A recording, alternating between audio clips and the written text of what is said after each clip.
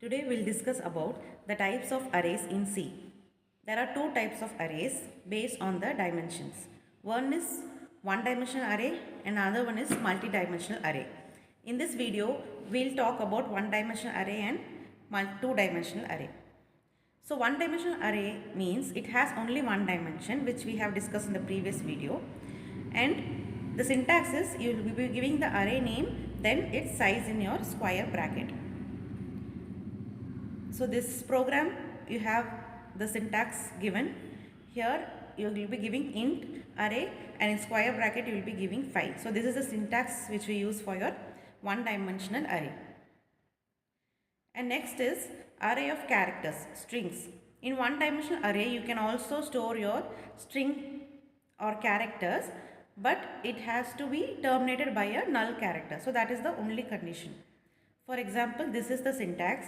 You can give the data type character, the name is array, in square bracket you can give the size equal to, and inside flower bracket each character you have to give in single quotes.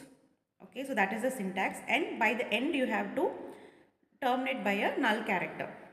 Okay, so by giving this syntax you can also store your characters in your, using this syntax you can also store your character in your array. Next is your two-dimensional arrays. Two-dimensional array has rows and columns, and this is the syntax. You will be giving the array name and you will be using two square brackets. In first one will be the dimension of the first row and rows. Okay, in first it will be the number of rows, and in second bracket it will be the number of columns. So this is the syntax of your 2D array. So this is one example. In this program you can see how the 2D array has been initialized. You can give int, then array name. Here it is given as ARR. In square bracket you can give 2, 3. Okay, so it means, and then you are declaring the numbers. There are many ways to declare the numbers which we have seen in the previous video. So here in this program you will have 2 rows and 3 columns, and the numbers will be assigned automatically. Okay, so here you can see that you have 2 rows and 3 columns, and for that program this will be the output. Okay, next is your properties of arrays. First, it is of fixed size. You cannot change the size of the array once you have initialized. Next is homogeneous collection. It can have only one data type per array. If in one array if you are storing only integer, you have to store only integer. All the values must be of int data type. Okay, you cannot mix and store. Next is indexing array. You have the concept of indexing in array where you can access individual array values, and always the indexing starts with 0. Next is the dimensions of array. Okay, how much is the array dimensions. Next is contiguous storage. It means the values will be stored continuously one after another, sharing the borders. Okay, one after another in memory. Next is random access. Even if you have 100 values in array, you can randomly access the one particular value if you want by mentioning the index. So that is your random access.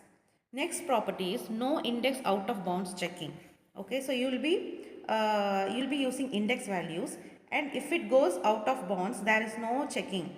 Okay, so what it may produce an unexpected output when we run the program. So these are the properties. Next is advantages of array. As discussed before, you can have a random and fast access of elements. You can access any element using the array index. So this is one advantage. Second, when we use array, you will have a fewer lines of codes. Okay, because many variables we can store in one variable. Okay, many values, because second is you can use fewer lines of code.